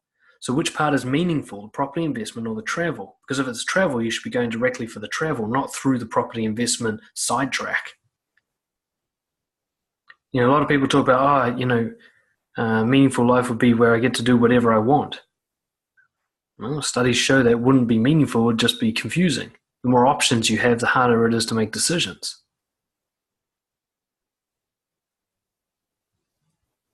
The freedom, not having to worry about where to stay for cheap, etc. And I'm going to have to pick on you there because that's the happiness mindset, that you'll get to do this travel thing and it won't hurt to do it. It won't be a hassle. It won't be difficult. It won't be confusing or painful. That's not traveling. That's going on holiday through an agency. That's what people going on a cruise do, where everything's done for them. That's not traveling. Traveling is having to battle through customs. It's having to figure out how the fuck you get around this weird city where you don't read the signs. It's trying to communicate with people who don't speak your language. It's overcoming all these barriers and becoming a stronger person every time you do. So that the world is no longer threatening to you. You can handle whatever it throws at you. That's meaningful. Travel will have lots of pleasurable experiences. If something's only painful and you don't have to experience it, then it's probably not meaningful to do. But the idea that you'll be able to travel without worrying about anything, just tells me you haven't traveled yet. Travel is like 50% worrying about shit. You ever been to an airport? My God, what a fucking hassle. But this is the problem, because you'll find traveling miserable if you expected that somehow even having money would make it easier to do. If you have so much money that traveling is easy, then you won't get anything from traveling. You might as well just watch the videos of the countries you want to go to on YouTube. It'll be the same kind of experience. But when you show up, Emma's a great one to talk to. She recently traveled by herself, which was a huge comfort zone push for her. If you have to go to a country and you're not set up with any major support, you don't know what's going to happen, and you just have to wing it. I guarantee you'll be meaningfully engaged in that. You won't have time to worry about the meaning of life. You're going to have too much shit on your plate to deal with. But it's important shit, relevant shit, stuff that aligns with your values and your integrity. This is a difficult concept to put into practical understanding for how do I do this. But it's a mindset thing. You have to ask yourself why you're doing it and choose why you're doing it. Before you go up to talk to someone that you're attracted to, go, am I doing this to make them like me? Am I doing it to prove to myself that I can be courageous? And make the decision before you do it. Because if you're doing it to prove to yourself to be courageous, and you look at someone and it doesn't scare you to talk to them, then you can't talk to that person. Because there's no courage required. You have to find the person scary to talk to. And this is what a lot of guys will do, is that they want the pleasure, so they'll avoid the courage. Well, I can't talk to her because she's scary to talk to. Well, if you're living a meaningful life, that's the very reason to talk to her. She's the only one to talk to now. People who are in the happiness mindset, I can't confront my boss because I need this job. People in the integrity mindset is, I have to confront this boss because I'm scared of losing my job. It's the only reason to confront my boss. I have to do it so I can go home tonight with my head held high. I can look in the mirror and it won't be positive affirmations say, I like that motherfucker. It'll just be the truth. Well, look at the way you behave today. That was some bold shit. That's where meaning comes from. Meaning doesn't come from your boss liking you. That won't last, and you know it. The thing that will trick you is when you haven't had the thing yet. Like if you've never been wealthy, you'll think money must be it. It's the only thing I haven't had, so once I've got that, that'll be the missing key. If you've never had success with women, you'll think that's it. That's what I need. If you've never had many friends, you'll think, a big social circle, that'll sort me out. Guaranteed, 10 minutes into crossing that line, you'll be looking for the next thing. I fucking promise you. Because the first half of my self-development was trying to cross those lines, and every time I crossed them, I was disappointed at how ungrateful I was. I remember the first time I went and spoke to a girl at a bar from nothing and went home with her that night. It was what I so thought I wanted. And I just remember wake up the next morning looking at her and going, God, are you still here? Damn. And I'm like, that, and it wasn't because of her. It was just like, this is supposed to feel great. What's missing? Did I do it wrong? Better do it again just to be sure. And after a few one-night stands, I realized that's never going to fill the hole. In fact, now I just want more girls and hotter girls. I'm just becoming obsessed with this thing. I don't even enjoy sex now. It's like push-ups for validation. It's ridiculous. Whereas opposed to as soon as I made the transition, it's like, I'm going to be so honest with people it scares them away just for my own thrills. Then sleeping with a girl became meaningful because she liked me. And I tried to scare her off with who I was, and she had liked me even more. That was a meaningful experience. That was a girl I wanted to take to breakfast the next day. That was when I stopped counting how many people I'd slept with. Or I stopped bragging about it to my mates. If the numbers matter, if success matters, if winning matters, if how you feel matters, then you're in the happiness mindset, and that is a trap. It never fills that hole. Right now, each of you on this call has more happiness by that measure than, some starving child in Africa. You're killing it compared to those guys. Do you feel the win? Do you feel, fuck, I'm on top of the world? No, you don't, do you? And yet you are. Compared with the majority of the human population, you are fucking killing it. You're in the top 10%. All across the board. The fact that you have the ability to access the internet, be on this call, to be able to speak, you're not severely disabled or diseased in any major way. You can go and ride public transport and drink clean water. You're smashing it compared to the rest of the world, but that doesn't matter to you, does it? Because you've reset the bar every time you win something. That African child will look at you and go, fuck, I wish I could be that guy. But you don't look at you and think that because your bar has been reset. Well, when you become the millionaire and when you become like the super successful with women and you become the ripped body with the abs, the bar will just be reset. And there'll be the next thing. You'll never cross the line because you always push the line back. The numbers can always go higher. Always. But meaningful doesn't require any numbers. Meaningful, you can do less than you did yesterday, and it's more meaningful than it was yesterday. If it's harder for me to socialize today, then socializing becomes more meaningful. If it was easy for me to do yesterday, there's not that much meaning in it. If I had to push myself to do it, if it's a struggle, there's more to be proud of. If I'm struggling and it's a failure, you won't be able to extract the meaning from it.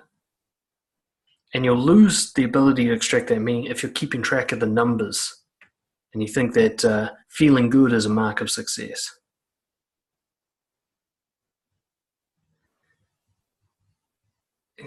You just perfectly describe it there, Phil. You say, I want to be able to do all these things I can't, like backflips and ice skating, that's limited by money.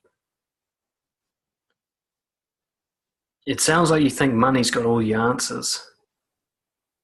Martial arts, there are some practical resources that you need to do stuff, but the resources are not the goal. Right? And resourcefulness is actually a value. So a resourceful person would go, how do I do martial arts with the limited money I've got, rather than waiting for the money? Right?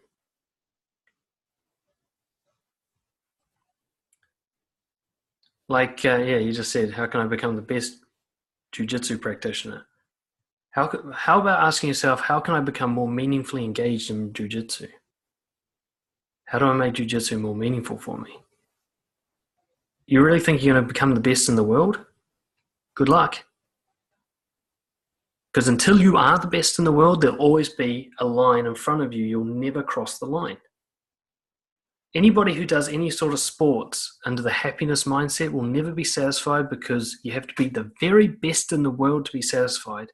And you know what happens to the very best in the world? Is they crash. See what happened with Michael Phelps? Best swimmer in history of humankind. That dude is part shark. He's ridiculous. 1 year after the Olympics, major depressive disorder and drug addiction. He realized that even when you're at the top, you can't cross the line. He would have sat at home going, I wish I'd taken a few more seconds off my world record. I wish my style at the turn had been just a little bit better. Or even worse, like, okay, now I'm the best. Now what? Why doesn't it feel good? Because the brain can't stay satisfied because of entropy. It'll always come back to wanting more. But if he had been like, what matters is swimming, then it doesn't even matter if he's in competition. He can just swim in a pool anytime he wants, but he became so obsessed with competition that swimming lost all meaning for him.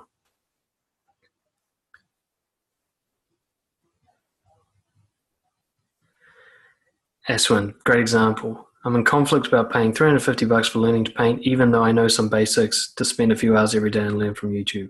There's always a way to paint. right? If your hands can move and you can get some sort of color onto some sort of canvas, you can paint. In fact, it becomes more meaningful when it's harder to do. If you can find a way to paint even though you can't afford the course, you get extra meaning from that painting. You had to earn it the hard way. Some of the most successful people in the world are successful not because they chased the outcomes, but because they had to work hard to make it meaningful for them. They didn't let anything stop them. If failure stops you, then you're not in the meaningful mindset. I was in debt with this business for the first 5 years, and I didn't see any way out of it. Did that stop me? No, because coaching is meaningful for me. Fuck money. Money doesn't even exist. I won't go into that now, but money's not even real. Coaching's real for me. Having meaningful conversations is real.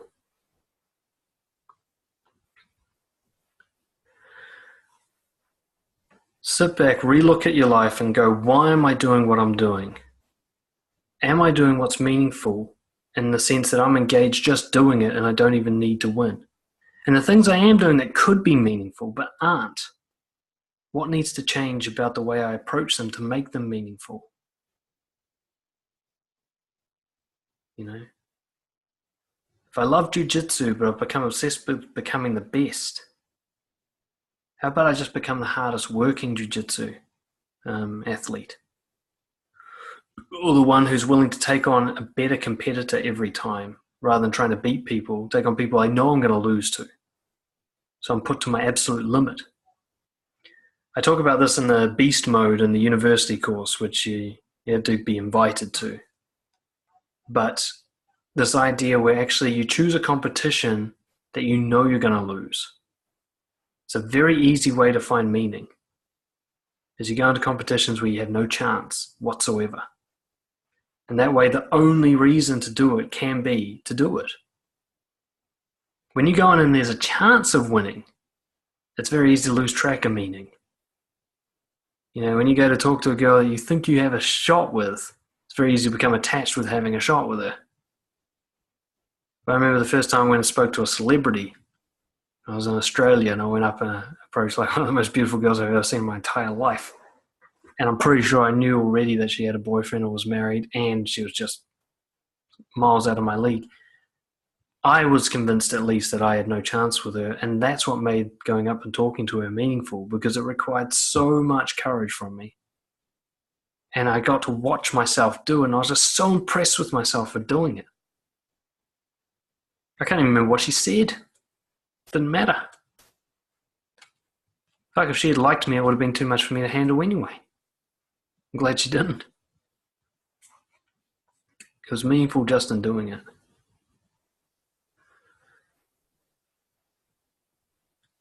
I think to put it most simply, if you pursue happiness, it's the one thing you're guaranteed not to experience. It's like, I think of it as chasing soap in the bath. Every time you go to grab it, it just slips out of your hand. You can never get a grip on it. The context doesn't allow it to. Happiness, as a definition, cannot be achieved long-term, therefore it cannot be achieved. But meaning, you can bathe in meaning all day long if you get your intentions right. You can just stop every day and once an hour you can stop and go, what can I do right now that would be meaningful? And go do it. Transform your life completely. As Philip's kind of identified, it's like a software programming issue. You're wired to pursue happiness, but that is not necessarily a natural wiring. It is training.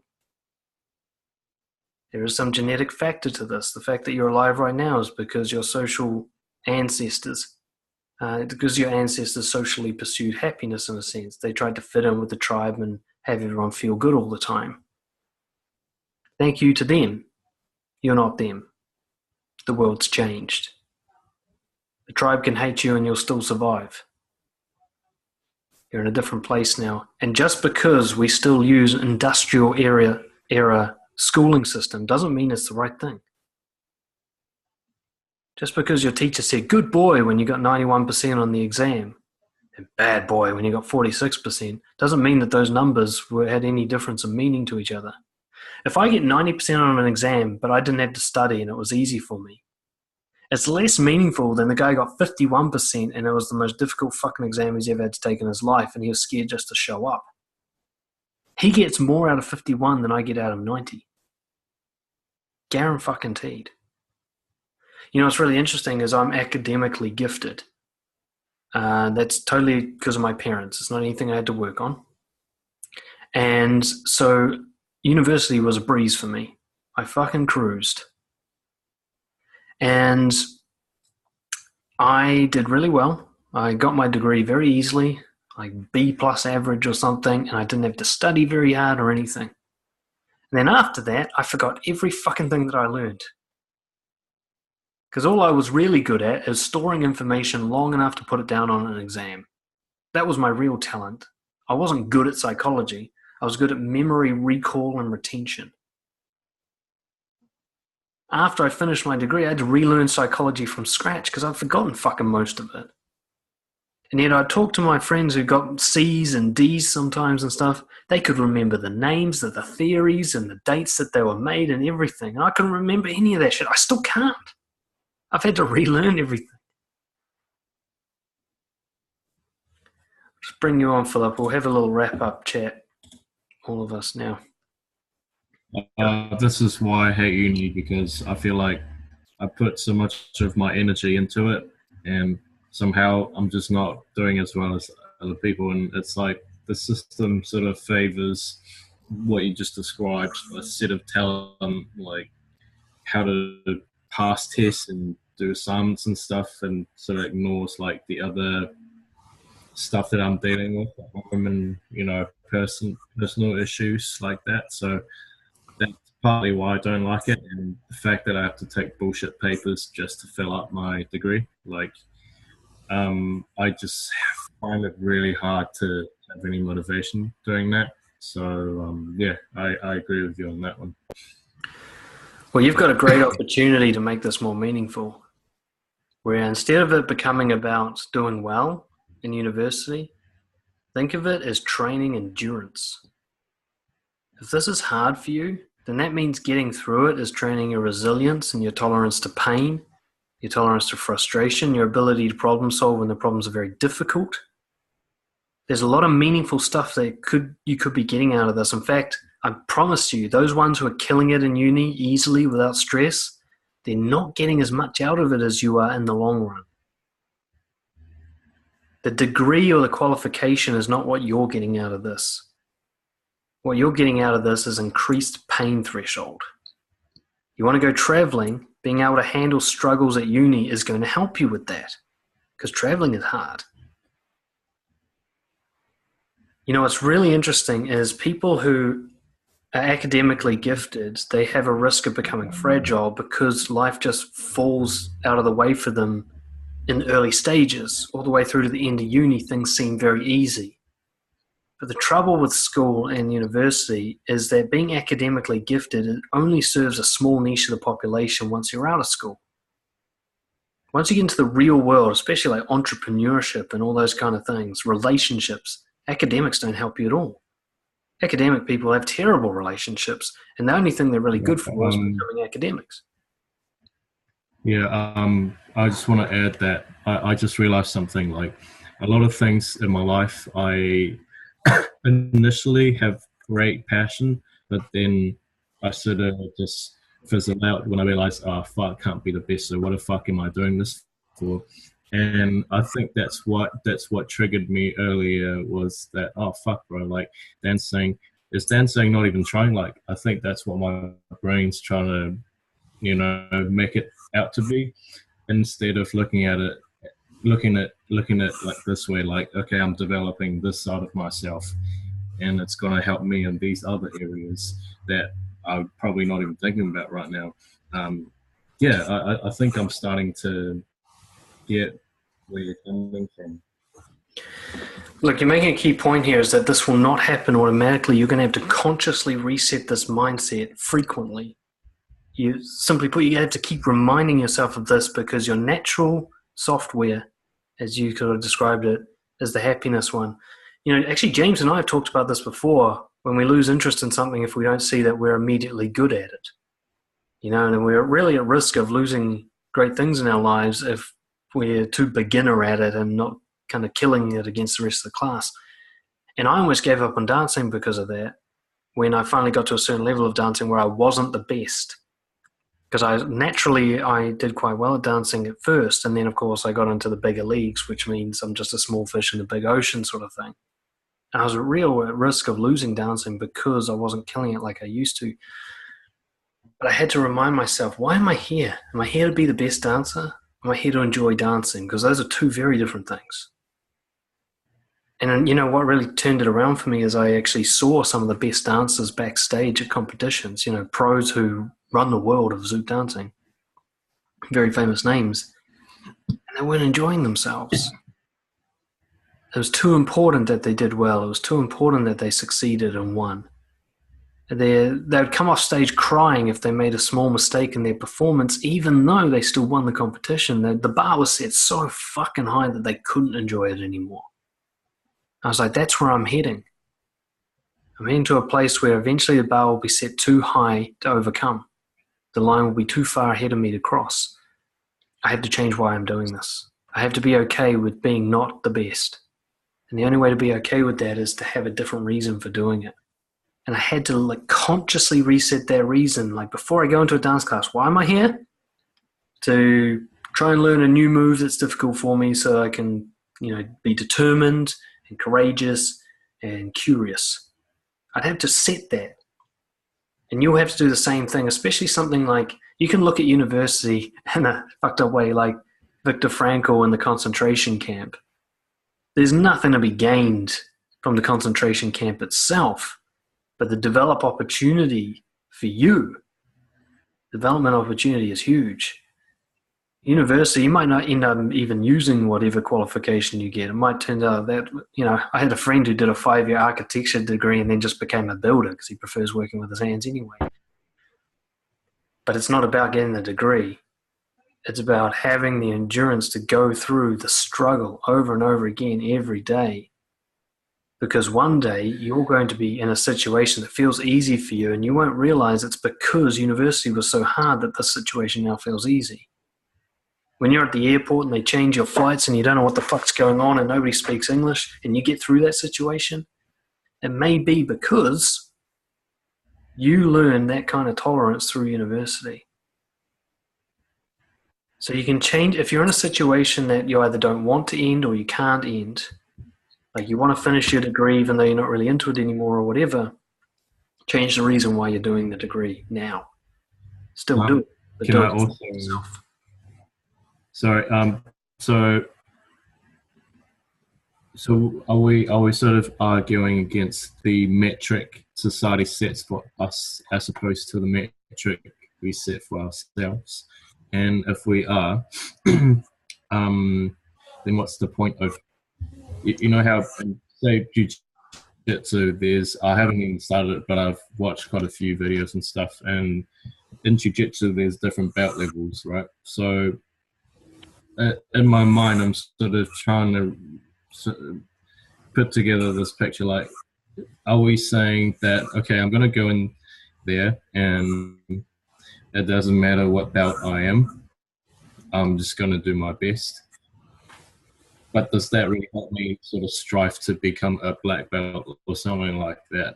I guess is what I'm trying to ask. This is a great way of looking at it because, you could go in there to try and be a black belt and you'll end up being a black belt, but then you'll cruise because you achieved black belt.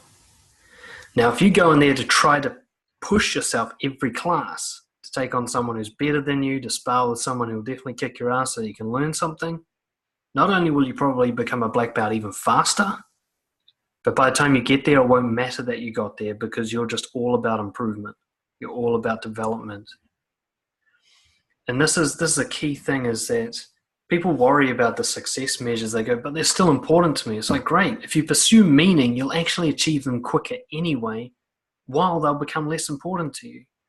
When I worked on, for example, courage and honesty, I actually did a lot better with women, measurably. It just didn't matter to me as much anymore. But when it was the most important thing, where courage and honesty was second to doing well with women, I really struggled with women, ironically. even though that was my key pursuit. The thing I chased ran away from me. But when you chase something meaningful, it doesn't run away from you, it comes to you. When I chase honesty, I'm there right away. There's no crossing the line. All I have to do is be honest right now, boom, line crossed. And every day I just be honest right now. Being determined, for example, doesn't mean I have to do 10 pull-ups tomorrow. It just means I have to go until I can't. That could be 3. It's right there available to me every day. I don't have to get up to 10. I just have... People often mistake what I'm saying as, oh, you may as well just sort of fail on purpose. No, fail trying your best is what I'm saying. Go pick an opponent who's too good to beat and still try to beat him, knowing that you can't. Get your ass kicked so that you can learn something. You're not going to learn how to be the best fighter from fighting people weaker than you.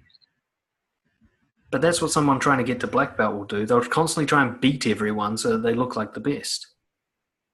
But the guy actually who really does want to become the best Brazilian Jiu-Jitsu fighter in the world isn't actually attached to becoming the best. He's just attached to looking for the best person, challenging them, and getting his ass kicked so he can learn something.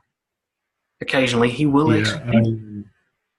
Yeah, because you know David, the South African guy from Brojo, David Luttig.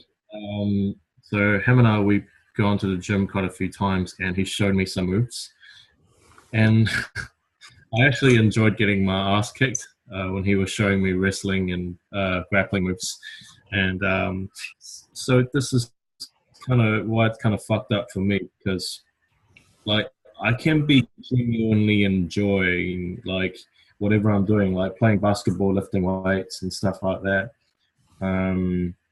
But there's almost always a certain point that I cross. I'm like, fuck, I start caring about, you know, the societal standards of what successful is in that sort of area. So how do I be mindful of that, really, is what I'm trying to get to.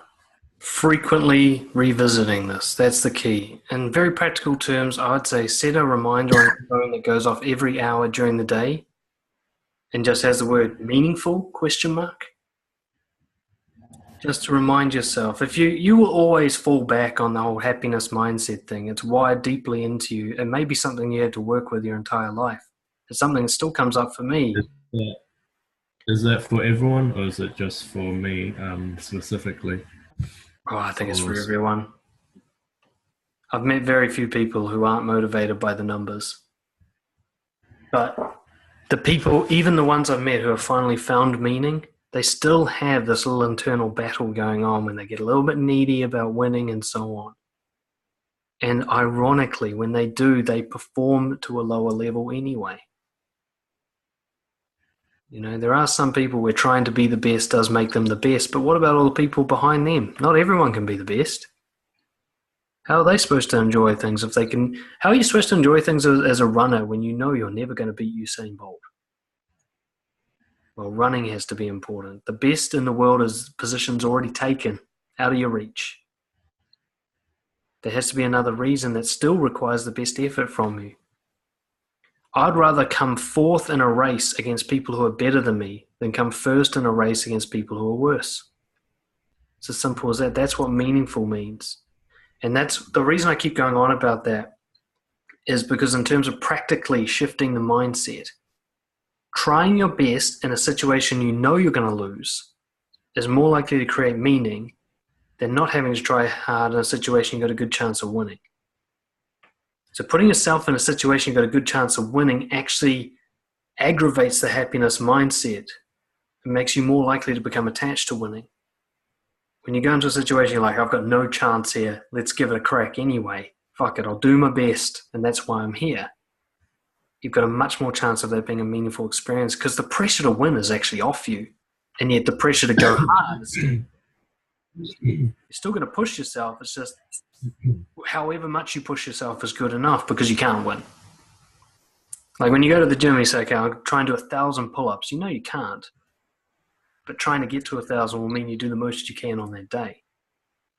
Yeah, because the fucked up thing is my brain tells me, oh man, is Dan saying like put yourself in situations where you can't win. Like, is that what you're saying? Like, or I'm saying that's one method to help you break this mindset. right, right, Think of it like setting goals that you can't achieve. The goal gives you a direction, but achieving it's not the point. Attempting it's the point. right.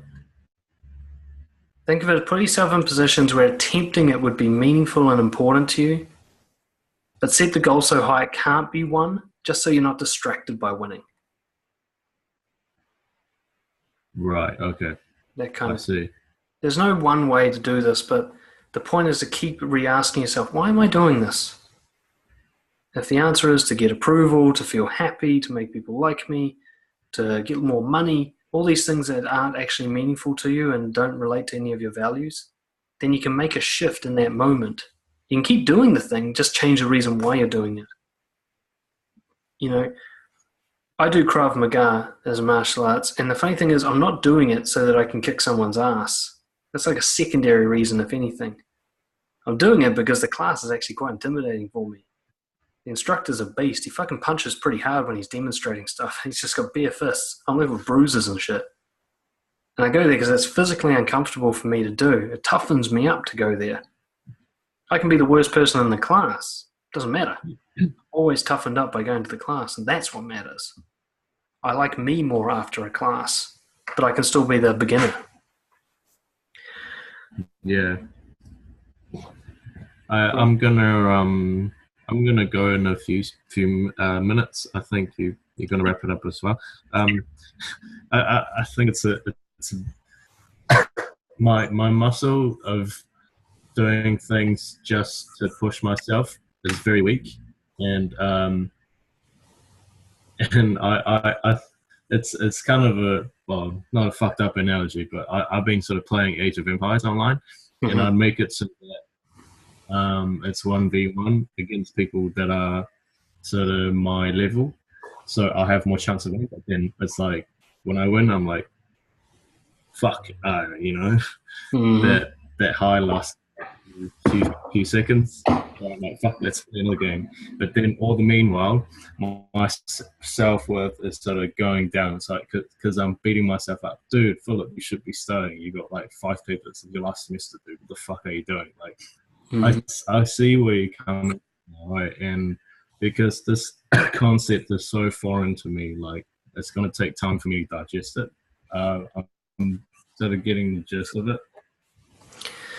Yeah, I mean, the tough thing is actually some people have to pursue happiness for a while before they fully believe that it doesn't work, you know? Like, we see this in social life. Sometimes I'm like, guys want to go and do pickup, and I'm just like, it's not going to work for you, but maybe you should go do it just so you know that for sure.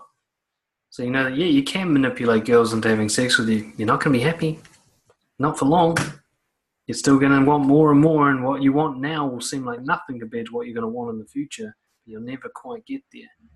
Whereas being deep with somebody, letting them see who you really are, where the conversation itself is thrilling and doesn't have to go anywhere to be thrilling, that's meaningful, and that can last with you for so long. It's a warm feeling that lasts a very long time. And the funny thing is, you will still succeed at stuff in a measurable way, but the wins will have such a richer flavor when they were earned. You go play Age of Empires, that's such a great analogy. Go play against the people who are going to kick your ass. Occasionally you'll almost beat them, and you'll be like, fuck yeah, that was the shit. And that'll still be a loss. But kicking people's ass who you're always going to win and, bar some strange event, already there's no thrill in that. What you'll struggle with is understanding that Age of Empires thing is no different to all the other things you were dreaming of. Once you win them, they lose their flavor. And you can act according to that now rather than having to learn it the long, hard, slow way, What I recommend for you and anybody listening to the recording, there's 2 Brojo courses that will help with this. There's the original Discovering Your Core Values course to figure out what your values are, and that way you can choose to live by them instead of pursuing happiness goals. And then the second one, which is, you have to do the first one first, and the second one is Valued Living, which turns those values into practical actions you can take each day, and will give you some context as how do I change something from pursuing a win to pursuing integrity? It'll give you a practical turnaround there. So I recommend those courses.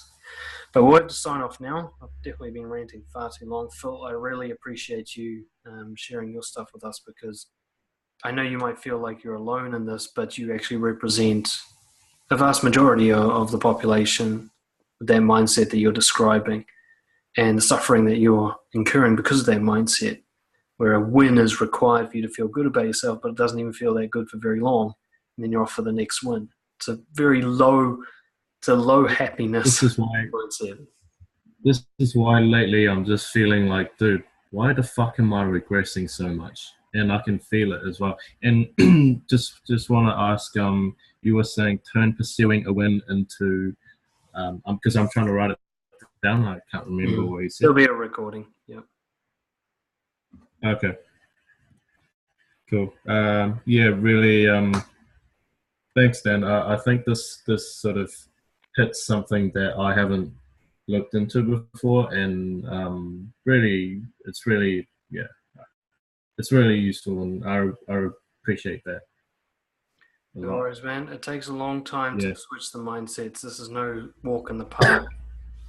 It's like, yeah, it's bizarre. It's like unplugging from the matrix to change these mindsets. It takes a very big pain period, and you'll keep regressing to the old one. The key is that frequent revisit. What are my values in this situation? What's meaningful? What would integrity look like right now? Constantly asking yourself those questions all the time, no matter what's going on, and eventually training yourself to switch. I do question them because I said no to a party tonight because it's not meaningful to me, and I don't enjoy being around people that don't see value. Well, that I don't feel welcome, and also another thing is like recently I had a sort of a falling out with someone, just not because of something that I did particularly, but because I was being honest, and it felt really shit because I felt like, man, I shouldn't have said that, because I was basically expressing my sexual attraction to someone that already has a girlfriend. I think she's bi or something, but basically, it turned out pretty.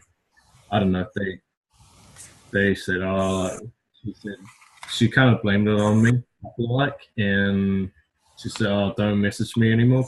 I think because her girlfriend was seeing the whole thing, because she was actually the one that invited me twice to hang out. So at the time, I was just like, I'm just being honest, you know. But I knew she had a girlfriend anyway, and I wasn't going to encourage on that. But I think it's sort of taken out of context. So I've just sort of been questioning, oh man, is it even worth it to always be honest and stuff? But yeah, thanks, man. Thanks for today. Yeah, those are the situations that test us, man. And it's just got to remind yourself, like, what would it mean to live by my values now in response to this situation? Just keep asking that question and keep answering it with actions. All right, let's sign off there. Thank you, Phil, and for everyone else who joined in. And I'll see you guys for the next one next time, which I can't remember what it is, but shamelessness. That's the next one. Alrighty. Catch you later. All right.